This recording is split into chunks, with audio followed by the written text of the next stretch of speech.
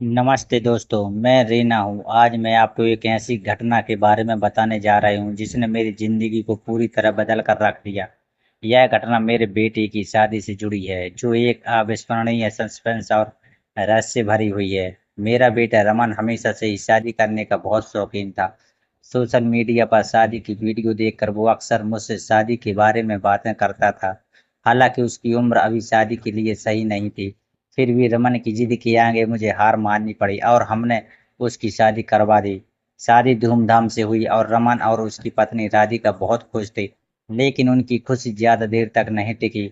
शादी की रात ही राधिका की तबीयत बिगड़ गई और उसे तुरंत अस्पताल ले जाना पड़ा। डॉक्टरों ने कुछ टेस्ट किए और बताया कि राधिका को एक अजीब सी बीमारी हो गई है। यह बीमारी इतनी दुर्लभ थी कि डॉक्टर भी इसका इलाज नहीं ढूंढ पाए। रमन परेशान था, मैं और भी ज्यादा।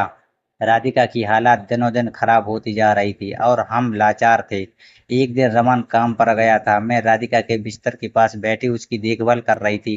तभी मैंने सोचा कि क्यों ना मैं किसी और डॉक्टर से राधिका को दिखाऊं।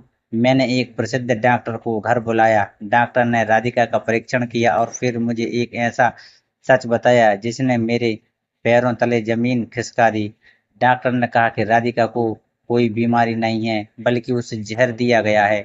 मैं स्तब्ध रह गई। राधिका को किसने जहर दिया होगा और क्यों? मेरे दिमाग में सवालों का तूफान चल रहा था। डॉक्टर ने कहा कि हमें जल्द से जल्द जहर का पता लगाना होगा और राधिका को इसका इलाज देना होगा। राधिका को जहर देने की बात सुनकर रमन भी सदमे में आ गया। हमने सोचा कि राधिका को किसने जहर दिया होगा। सबसे पहले हमारा शक घर के नौकरों पर गया, लेकिन उनसे पूछताछ करने पर कुछ पता नहीं चला। इसके बाद हमने राधिका के रिश्तेदारों और दोस्तों पर शक किया, लेकिन उनमें से भी किसी ने ऐसा करने की बात कबूल नहीं की। हम पूरी तरह से उलझन में थे। राधिका को जहर किसने दिया और उसका मकसद क्या था? शक का जाल धीरे धीरे घना होता जा रहा था। रमन और मैं राधिका के जहर देने वाले की तलाश में थे। इसी बीच पुलिस को भी इस मामले की जानकारी हो गई। पुलिस ने जांच शुरू की और धीरे धीरे सुराग मिलने लगे। एक दिन पुलिस ने हमें चौंकाने वाली जानकारी दी। पुलिस के मुताबिक राधिका को जहर देने वाला कोई और नहीं बल्कि रमन था। यह सुनकर मेरे पैरों तले जमीन खिसक गई। मेरा बेटा, जिसके लिए मैंने अपनी जान दे दी, उसने ही अपनी पत्नी को जहर क्यों दिया?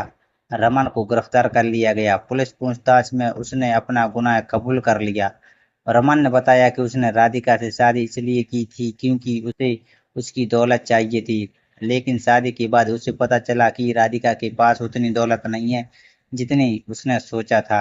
इस बात से गुस्से में आकर उसने राधिका को जहर देने का फैसला किया। यह सुनकर मैं और भी ज्यादा टूट गई।